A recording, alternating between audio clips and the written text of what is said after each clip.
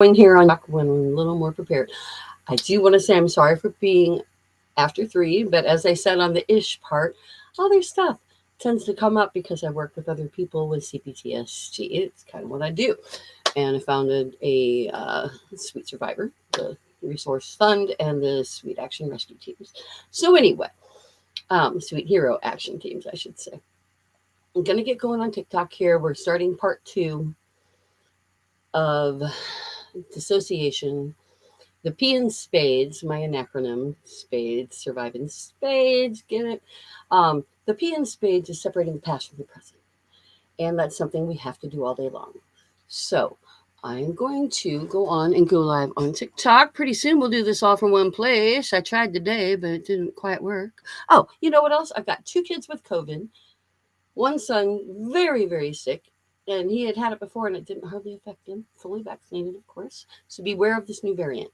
I'm not going to put that on the main video. It'll just be edited out. But if whoever hears me now, I've got one son got sent home from work because he's showing signs. The other one tested positive today, and I'm doing a lot of nose blowing. Um, pardon that too. So let's get actually rolling here. Wooshaw. Pardon whatever view you've got. I cannot tell, but kusha. 2. If you were traumatized in your childhood repeatedly, then you probably learned to dissociate. In fact, we all learn to dissociate. The entire society, and especially women and others, have learned to dissociate because in a world where women are traded as commodities and bought and sold, and where their daddies think that they own their vaginas and make deals to connect families and such, um, it's no wonder that we all dissociate from our best interests. But if you have cPTSD, and us here, I do what I say applies to anybody with cPTSD, but I deal specifically with people with childhood sexual assault cPTSD who, like me, were groomed and raped and sexually assaulted at such a young age that it just became part of life until you figured out it was wrong. And then you became bad and horrible and shameful. And all along, we never talked. So we're talking now, we're telling now. And I hope that you will do that thing, because if we educate and advocate for change, maybe we can make some. Okay? So, dissociation is where we're at. Yesterday, I introduced you to separating the past from the present, and we talked, I'll do some recapping. We talked about the fact that being repeatedly, and this goes for cPTSD, not just childhood sexual assault cPTSD. And cPTSD can be anybody from food deprived, poverty bound. You can have wonderful, loving parents and be in a war zone and witness a lot of tragedy over and over and over that makes you feel unsafe. And the complex in cPTSD stands for complex, which means whatever happened was happening in such a way that whether it was true or not, I mean, I could have told, but I didn't know that. And that's the grooming part. Um, so I felt unsafe. And a person with cPTSD has grown different neural connections because I'm going fast. I'm going fast. If you want to hear more about that, yesterday I kind of dove into neural connections. And suffice it to say that the 2 parts of your brain, there's a lot of parts of your brain involved actually, and I've got lists I can go into explaining all the different chemicals that they've discovered are different in across the board in people who suffered a complex trauma in their childhood, right? But the big ones are the amygdala and the hippocampus, and it's like the amygdala is bigger, and that is your fight or flight response. That's your hypervigilance. That's why you can't sleep, right? That's why you either dissociate or run away. And we're going to talk about that, using dissociation for good and for evil against yourself. So, as children, being subjected to complex trauma, it made 100% perfect sense to learn to disassociate, to learn to compartmentalize. And in doing so, at a time when human brains are still growing, which is until you're like 25, give or take a few years, as I was saying the other day. You're you're going to take what you can handle, and you're going to file the stuff away, and then the stuff that makes no sense, you still going to remember it. You're going to feel it. It's going to be there, but it's going to live in your heart. It's going to live in your gut. It's going to live in your fibromyalgia and your gastrointestinal problems and all these things that are highly increased in people with cPTSD. And that's not saying that these illnesses are not real, that people suffer. It's saying when you are raised to feel unsafe, your brain copes. And one of the things it does is teach you how to be a goddamn good dissociator. And we don't cuss anymore. So, a really good disassociator or dissociator. They're both correct. So here's the biggest problem that I find. I mean, I started writing this book, I started talking to people, I started unofficially counseling, I started studying to become a neurolinguistic practitioner, got more and more serious from my ranting and raving to I actually have something here that works for me. And lo and behold, I put it online, and 3 weeks later, I had professors asking to use it for required reading and such. So I'm saying SPADES is a simple thing that'll work, and let's do that thing. So we started with S. The shame is not yours. Please review last week's. I mean, there's the intro the week before. There are 2 of those, and there's last week's.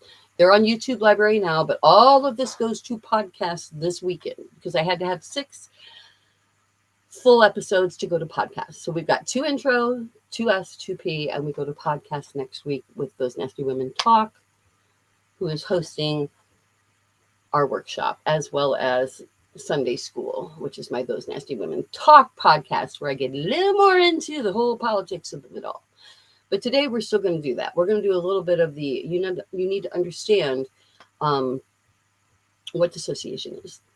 So with complex cPTSD, you have learned to increase your fight or flight response and decrease your cognitive memory of traumatic events. And the problem is, it doesn't stop there when you're a child. When you walk away, you don't just stop doing that. You start applying that to every part of your life because it's all you know, and you don't know you know it. So the problem with cPTSD sufferers, and I hate that word, so let's say people with the condition of cPTSD, is that you're caught between a paradox of not knowing what you don't know and what you do know being largely inaccurate. So let's set some of that stuff to rest. I got very overview yesterday. Today I said we'd talk treatments and drugs. Let's go into that.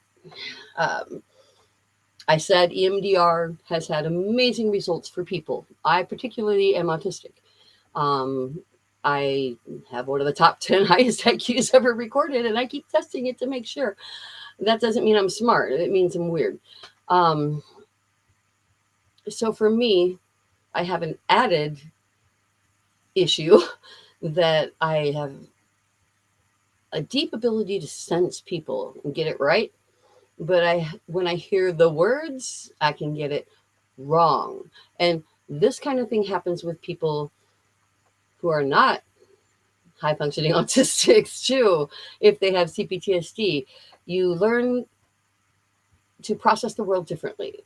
And the stuff that hurts you, you tend to kind of recreate in your own life.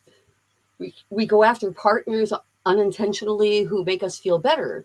But what makes us feel better is making other people feel better. And we forget all about ourselves. And while that's righteous and great, and I love to make my partner feel good, and I spend all day and night trying to do that thing, it's because I feel so good with my partner. And when I started writing this book, I didn't have a partner. So I had to take another year to like rethink, research, talk to people, and straighten out my own thoughts. Because, before I was all about nobody needs anybody whole. And now I'm like, wow, you don't. And that's a good place to start and where you need to get to. But being able to bond with another human being on a First, it has to be mental. Don't get me wrong. They need to fuck your mind first for editing purposes. They need to get into your head first. Um, and you need to have life fit, and you need to not be wasted, and you need to know them 2 to 6 months if you are a cPTSD survivor, because you will release chemical things in your body that we will not go into right now because that's a whole live stream, and I'll do that if anybody wants me to comment. But women especially feel bonded to their partner once they have sex. It's a chemical release that happens, and when you already have boundary issues, that's not a good thing. I'm saying you don't want to do that. So we have to learn how to manifest the world we want. And all along, I'm like, I'm going to therapists, I'm going to counselors, I'm going to doctors, I'm telling my story. And we're going to change that word too, because changing the language of society is hugely important. And we're going to talk all about that when we get to E, the week after next, educate and advocate. But the language we tell ourselves as shame-based people, and if you have cPTSD, you are shame-based, and I do not have time to go into that now, but I did 2 whole days on it last week. Please review the library at YouTube, because it is important that you understand that. And it's always going to come up. So basically, I have to give a little recap. Okay, so shame and guilt differ in that when a person who is not shame-based does something wrong, something an error in judgment, I got drunk and had a one-night stand, I got a B and I should have got an A. I mean, it differs for everybody what your level of intensity is and the topic. But basically, the person that is not shame-based says, I did something wrong and I'm not going to do that thing, or I'm going to not get caught doing that thing if they're a full-on narcissist and they don't care, whatever. The difference is, if you're not feeling shame-based, you can fix your problem. As I was saying the other day, you can not put it all on yourself. You can say, I'm going to do better next time. But if you're shame-based, everything that happens bad for yourself and others in your life seems like your fault. It feels like your fault. And I don't have time to go into all that, but I talked about it at length. Please review those. I'd really like to go into it now, but I'm going to run out of time. So here's what the deal is. Since we're so damn good at dissociating, I talked to my therapist and she's like, this is kind of revolutionary. She talked to her friends and other people and asked if she could use her notes and share them. And I was like, sure. That's how all this started. My own therapist saying, can I please share this stuff with other people? And professors saying, can I use this as required reading when I put my first 7 chapters out? So I'm like, 2 years later, I've actually got a program developed and a rescue charity I had already started, but let's get it off the ground, okay? And mostly, I've had the opportunity to work one-on-one with actual human beings like me to make me validate my experience. Pardon. I was recently disowned by my own family, or one member. One of my sisters, who wasn't even involved in any of this, she just doesn't think that it's appropriate. Thinks I'm a media whore. Those words didn't come out, but I know. We all know what that means. It's like, if I can make one person learn that they are disassociating to the point that they don't even know what sex is, right? That's where I'm going with this. Sex, love, and intimacy. We are told, and this is so confusing to anybody, much less someone with cPTSD, right? We're told that love involves intimacy, and we're told that sex is intimacy, and we're told that sex, love, and intimacy go together. So then when we have an encounter with somebody and we just want them to love us, or you start to have a feeling for them that might be physical, and then the most horrifying thing happens, and I didn't know this was happening. Then I physically shut down. I would get into the situation, do it, but at the point of having physical sensations, I shut down. And here's why. And this is what I'm telling you that you don't know. You might not. I hope you do. I hope you do. I hope you're not that person. But most people I've talked to with cPTSD, until I explain it to them, and it's a simple explanation that will actually make sense to you. Think about this. When you had sex the first time, even if it was a very bad decision, even if you shouldn't have done it and you regret it and it led to consequence, whatever, if you made the decision yourself, there were feelings physically that led you into the act of sex, if you want to call it an act, and it often is. But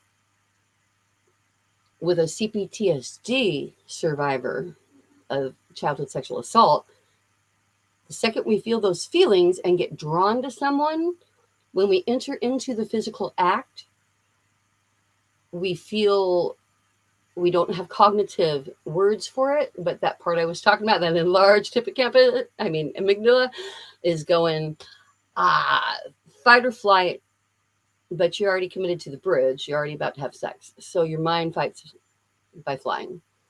And now you're actually in a situation you may have wanted to even be in, or worse, we often find ourselves in situations we didn't want to be in, but we never learned how to say no. So if they get us cornered, we're like, the way out is through. That's what we learned in childhood as childhood sexual assault victims. The way out is through. So you go away. You go away mentally. And the problem is you get to be an adult and you get to be in a situation you want to be in with a human you love. I talked yesterday about getting into situations you don't want to be in. Let's talk today about getting into situations you do. A husband or spouse or wife or whatever your world is, multiple of those, I'm open-minded. If it's real, it's real. And if you are in that relationship and you're like, you start to feel things, you cross-associate it with the first time you felt sexual feelings. And the first time I felt sexual feelings, I now realize I was roughly 12 years old. I had already been being befriended and groomed, although I honestly don't even think my assaulter meant to groom me. This shit just happens, and that's why we have to talk about it and stop it, and we have to educate our kids. I had a great family. They didn't know what was going on. My dad would have killed him. I didn't speak because by the time it was happening, I was guilty. I was guilty as the day is long, but I didn't know why exactly, and I didn't want to be there, and I didn't want to be doing it, but I still knew, because society told me that I was ruined. Society taught me that I don't occupy a body, that I am my body, that what it looks like and what's been done to it matters. Men have taught us that virginity is a thing, because if a dick went inside of you and then outside of you, boom, you're different. Why? Because some man has decided that somebody else possessed you. So now these are social constructs. Get that in your head. That being said, no one has the right to force you to do something before your time. So back to the top. I'm getting all excited here and I do that thing. Daughter of a preacher. Okay. When you do that thing, you enter into a situation you actually want to be in now. You've moved past being used. Let's say you're not being cornered by strangers and having sex with them because you don't know how to get out of it. Now you've actually picked your person or persons and you want to be there. But now your mind won't let you because your mind has learned to dissociate at the first feeling of sex. So instead of running away, most people become performance artists. As I was explaining, go back and look at that yesterday more. But being a performance artist is when you're fine, you're happy to be there, you want to be having the sex, you want them to be happy, you want you to be happy, but you're not orgasmic. Or if it's not, some people don't want that kind of sex. So whatever your thing is, you don't feel intimate, you don't feel bonded and close, right? You pull away somehow. You start thinking thoughts like, am I good enough? How do I compare? Does he really love me? I gotta do this, the best, best blowjob ever, the best sex, because I don't want to come up short. These are not thoughts you should be having. And everybody I talk to with cPTSD, and even the ones without, these are the thoughts they're having while they're having sex. It's like, I understand, because that's all I did too, until less than 3 years ago, when I was blessed with falling back in touch with somebody that was close to me a long time ago, but not in that way. And for after all this work, I'm not saying he's so much better than me, although he is totally. Um, edit that out. Um, it's the fact that I had prepared myself. You know what they say, luck meets preparation, or luck is opportunity meeting preparation. Well, I got married and divorced 3 times, and I meant it. I loved them. I gave it my all, and I left every one of them thinking I was righteous, and in some ways I was. But now looking back, I see I added to the problem by never being authentic. I was a role player, but I didn't know that. So give yourself some slack, and give people you know who might have cPTSD some slack. There is a way to get better. And learning how to be present is going to first require removing the things that don't fit your life. And we're going to talk a lot more about this when we get to the week 7, the spirit week. There's 8 weeks because the intro and the outro weeks, of course. But so spirit, don't be scared. As I always say, it's not religion and it's not religion. That's not what I mean when I get to spirit, but it is very important. But this element of it is important always. Okay. You, how do I say this succinctly? You have a body. You are not your body. As I said earlier, just want to lead with that. You have a body. You are not your body. And you can't be ruined. And while most women on this planet are bought and sold, in some places traded for livestock as a regular practice, I will talk more about that in Sunday school when I talk about an interview that I watched with a Maasai woman who was so grateful when, after being dragged off at 14 years old by a much older man who her father married her off to in exchange for livestock, she was just happy when he brought a second wife out to live with her, right, and take half the sex. Good job, Linda, not cussing. And make babies, right? And she's like, this is great because now I'm not alone, and now we can make more girls to sell for livestock, to trade. And then the third wife comes home. She was like, oh, her and the first wife, they're super happy. And they're sorry for us because we don't have sister wives. How can we make enough daughters to trade for cows? And I'm just like, I mean, I watched it with my own eyes. And just know. So where I'm going with this with spirit is, I don't care what your religion is or is not. But anybody who disparages against women in any way and calls it culture has their heads up their ass and needs to be stopped. So if you're going to stay with the religion, you need to fix it. Because this is what I was talking about, dissociation on a societal scale, right? On a mass scale, we are just dissociating, and we have been taught to do that for millennia in most of the world. Women, certainly. Others have been taught to hide or die. Talk about having it bad. Hence why I bought lovemygender.com, which is also one of the shops at sweetsurvivor.com, full of wonderful toys. So, dissociation. Again, yesterday went into the neurological, the neurological breakdown more. So refer to that for that. Don't have a whole lot of time. But rather than, back to the top of the spirit thing, rather than dissociate from your own needs, how about dissociate from the things stopping you from getting them? Okay? No, you can't just throw out the baby with the bathwater immediately, maybe, but not immediately. I'm not saying race away from your partner or your life or your job, but I'm saying start thinking about it. Start tweaking your experience and start removing the things from your life you don't like. You don't want to be in that club, get out of it. You don't want to volunteer for that, get out of it. You don't want to be talked to that way, cut that person off. I have cut people out of my life from close friends from years ago that don't understand what I'm doing to coaching clients that I'm like, I just can't listen to you whine anymore. I'm sorry for your experience, but like I was saying yesterday, don't compare crosses. I'm not. What happened to me, it happens to women all over this world. And in America, it's bad enough, but at least it's somewhat considered wrong, despite the fact that we still gear all of society to somehow accept it.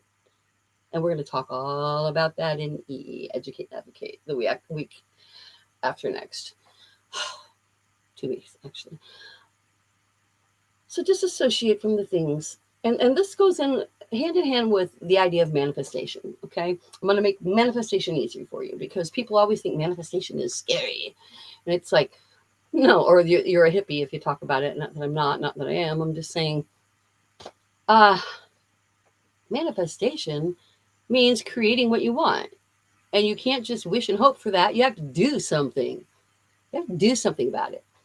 So on a protect other people level, like if you think someone's trafficking someone down the street, how about contact Thorn? And if you don't want to, contact me. Contact Sweet Survivor and I will contact Thorn. I literally answer all of my chat myself. I do all correspondence myself. This is my baby. My shopping group supports Sweet. I don't want what happened to me to keep being okay. So while I'm helping you as a cPTSD survivor with tips and tricks to deal with it, and there were more of those yesterday. I said today was going to be more about the whole picture. While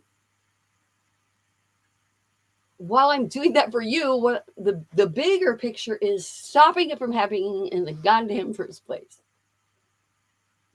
My son's getting married. I'm guessing, God willing, there'll be grandchildren down the road. I have nieces and nephews. And even if I didn't, I'm a human being. Isn't that enough?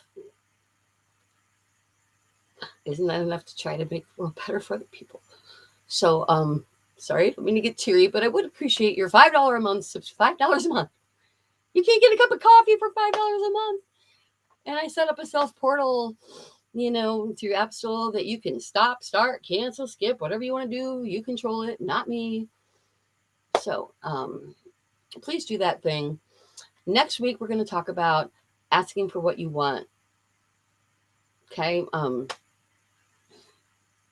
Most people, cPTSD survivors, are just grateful for any attention, which also leads to this role-playing dissociation, trying to make everybody happy, not caring about yourself.